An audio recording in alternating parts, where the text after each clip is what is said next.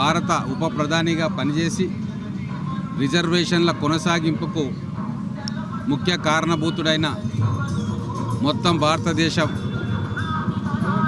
దళిత జాతికి అంబేద్కర్ గారు, జగ్జీవన్ రామ్ గారు రెండు కళ్ళ లాంటి వారు. జగ్జీవన్ రామ్ గారు ఎన్నో క్లిష్ట సమయాల్లో దేశానికి రక్షణగా నిలిచింది. వారి జన్మదినం ఈరోజు మహబూబ్నగర్ పట్టణంలో వారి విగ్రహం దగ్గర బ్రహ్మాండంగా జరుపుకున్నాం.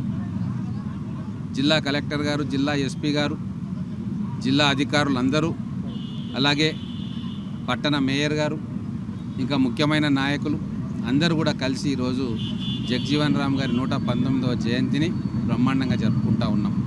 మరొక్కసారి ఈ దేశ అభివృద్ధిలో, ఈ దేశ ఐక్యతలో జగ్జీవన్ రామ్ గారి పాత్రను మరొకసారి గుర్తు చేసుకోవాలి.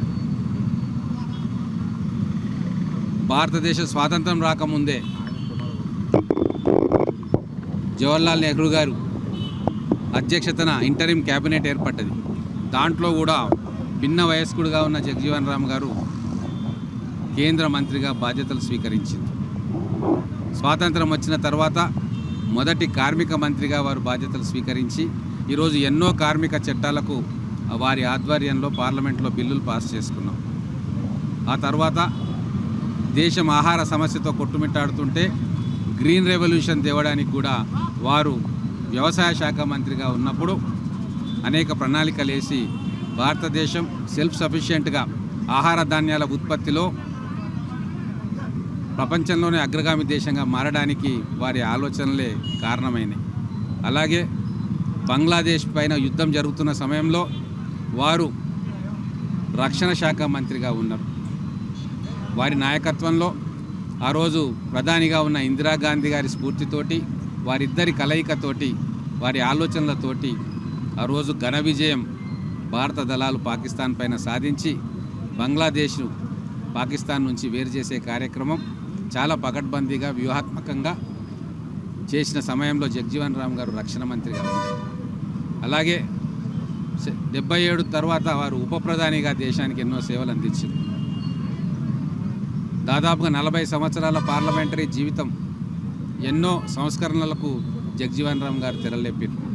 జాతి మరొకసారి జగ్జీవన్ రామ్ గారి సేవలను గుర్తుంచుకుంటూ వారు చూపిన మార్గం ప్రయాణం చేస్తూ వారి ఆదర్శాలను తూచా తప్పకుండా పాటించాలని చెప్పి మరొకసారి అందరికీ తెలియజేసుకుంటూ అందరికీ కూడా జగ్జీవన్ రామ్ జయంతి శుభాకాంక్షలు తెలియజేస్తా ఉన్నాం.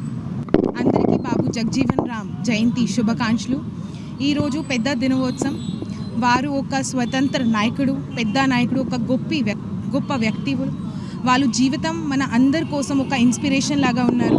ఇప్పుడు ఎమ్మెల్యే గారు చెప్పారు, వాళ్ళు ఎంత కృషి చేసి మన భారత స్వతంత్రలో మరియు భారత అభివృద్ధిలో పని చేశారు. ఈరోజు వాళ్ళకి గుర్తు చేస్తే, వాళ్ళ ద్వారా చేసిన పనికి గుర్తు చేస్తే మరియు వాళ్ళ ద్వారా చెప్పిన ఆదర్శ ప్రకారం ముందుగా పోతే మన అందరికీ మంచి అభివృద్ధి వస్తుంది. ఇదే నేను ఆశిస్తూ మరొక్కసారి మీ అందరికీ బాబు జగ్జీవన్ రామ్ జయంతి శుభాకాంక్షలు. అందరికీ ముందుగా బాబు జగజ్జీవన్ రామ్ జయంతి సందర్భంగా శుభాకాంక్షలు. మరి ఆయన ఆశయాలు ఏవైతే ఉన్నాయో, ఆయన చూపించిన బాటలో మనమందరము భాగస్వాములై సమాజ సేవ కోసం మనమందరం కృషి చేయాలనేసి ఈ సందర్భంగా కోరుకుంటున్నాం.